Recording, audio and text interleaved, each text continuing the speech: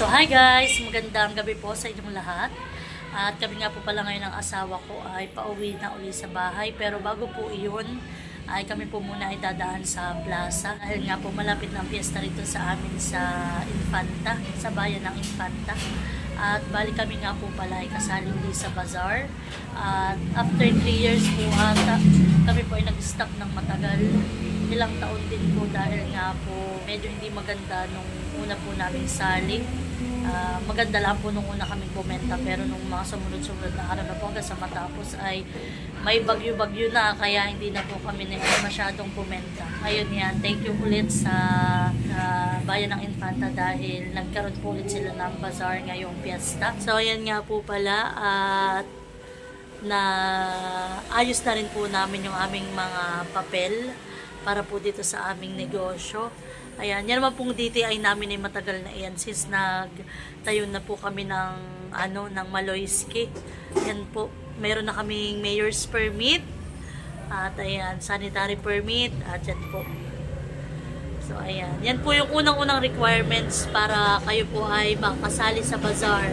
So ayan po, at samahan nyo kami at na po sa amin, nag-message na po sa amin ang tourism. At yan po, naayos na po nila doon sa aming pepwestuhan. Sa harap po mismo yun ng munisipyo. Yan, ipapasilip ko po rin sa inyo. Ayan, samahan niyo po kami mag-asawa.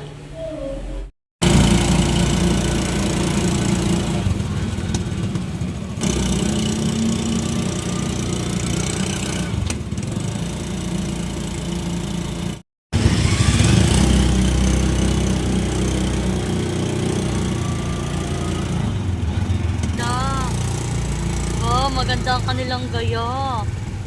Lantern.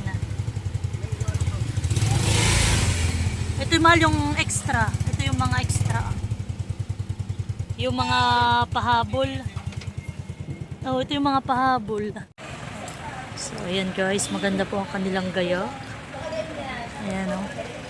Piyestang-piyesta mahal. Maganda yung lantern doon ah. Ayan po yung aming pwesto. Kami po ay number 1. Ayan po, ang nabunot ko ay number 1. Kami po ay nasa 31 na magsisali po dito sa bazaar. Napaswerte po yung aking number.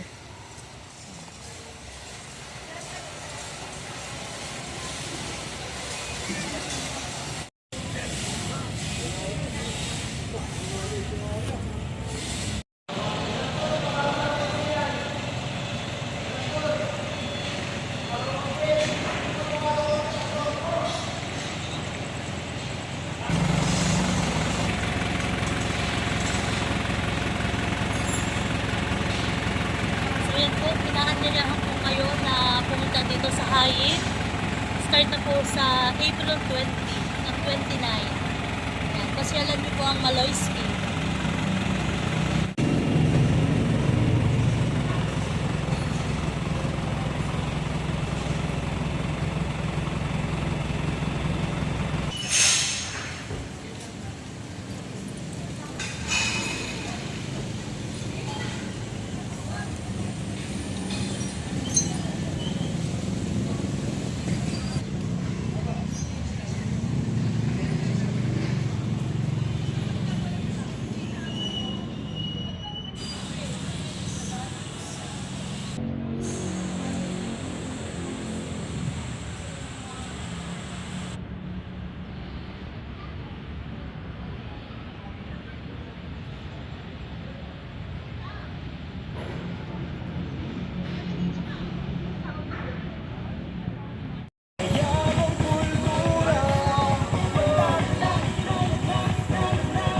Guys, at nagpa-practice po sila para sa fiesta.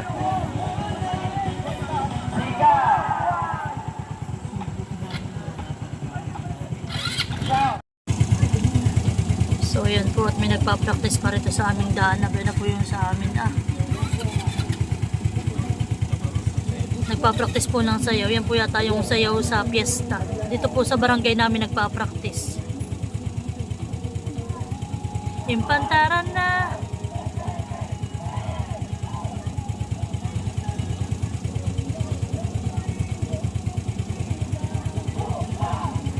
Ganda ng tagtag nila.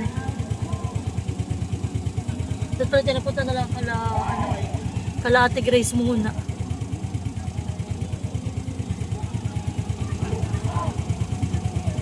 Marami nang nadadaan. So yan guys, good morning. At kami po ay pupunta na doon sa pwesto namin. At kami po ay naghahakot na itong aming mga dala. Nagagamitin po namin sa bazaar. Yun po, at kami po ay nag-aayos na rito ng mga gamit. Namin yung ibang mga nalagay na po namin yung ibang mga kailangan namin ditong patungan. Lamesa. Ito. Ito po yung magbabasar. Ito po yung magbabaka sakali.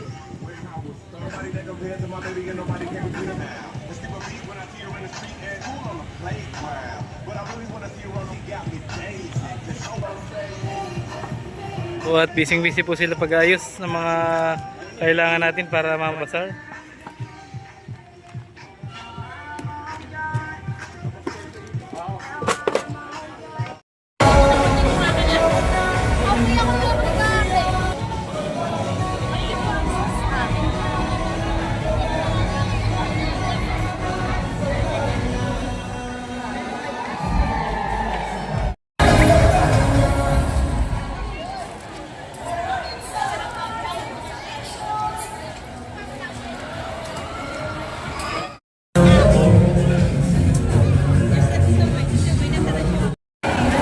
So yan po, at maaga munang maghahaponan sila Ate Grace. At mamaya po baka maging busy ay hindi makakain. Kaya na po tayo. So yan po, at nagbili lang kami ng chicken barbecue. Yun, sila po muna ni April ay kakain na muna. Yan po, kakaunti na ang aming paninda. Sa kami ng dalawang tray na. Oo nga, naka 2 tray na po kami.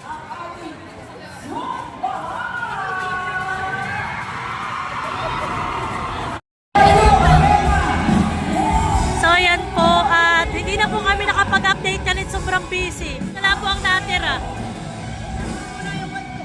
Yan.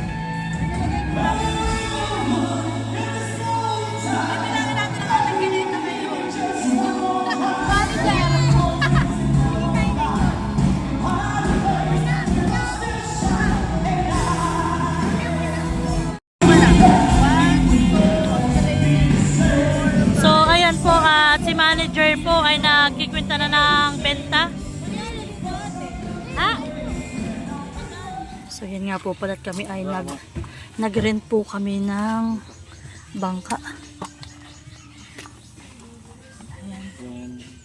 Yan po, para po mas maganda ang aming pagdi-display mamaya dun sa aming bazaar. So hi guys, magandang umaga po, at kami po baling mag-asawa ay maaga ngayon uli dito sa bayan para po kami mamalengke. Ayan, papakita ko po mamaya sa inyo aming mga pinamalengke. Tigris po ni Aprilin ay mamaya po susunod sa tindahan. Ayan. Init. Grabe po ka-init dito ngayon sa amin. So yan nga po pala, at kami nandito na sa tindahan at yan na po, nakapamalengke na po kami ng asawa ko.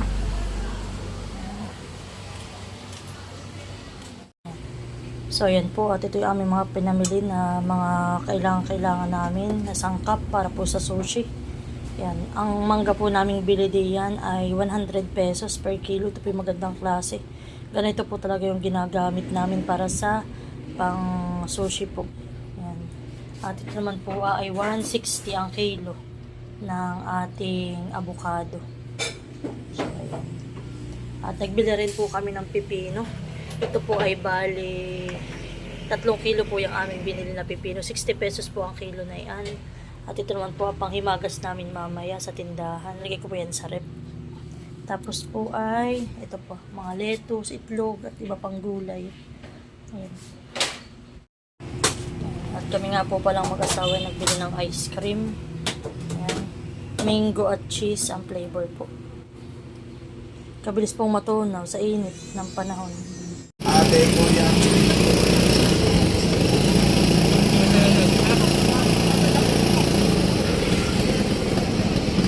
So yan po, at kami ay nagtayo rin dito ng isa pang pwesto. At dito po mamaya ay may ganap.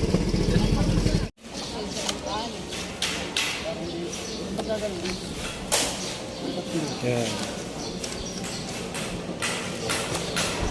Well, mas maganda nga ganun lang pala. Kaysa nakahuyagan eh.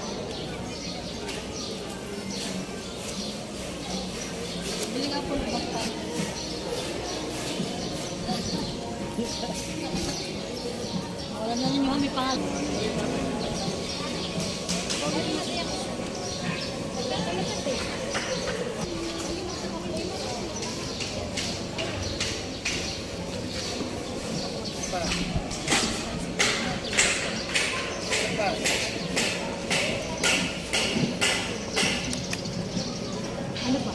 Apa dito para evergreen ito. Yung timer band. Ano yung tawag doon? Tataog na ba yan?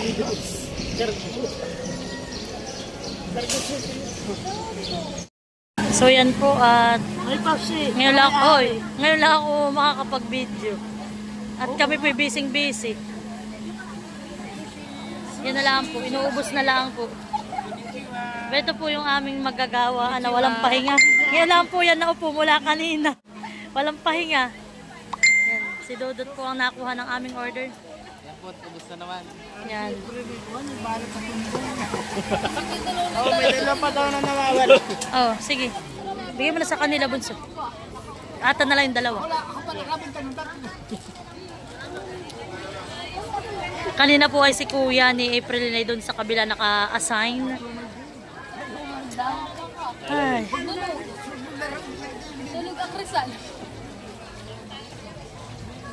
Kakaunti na ang tao. Sa likod mo marami. Anak ko yung Salena. Yung pinagmamainan.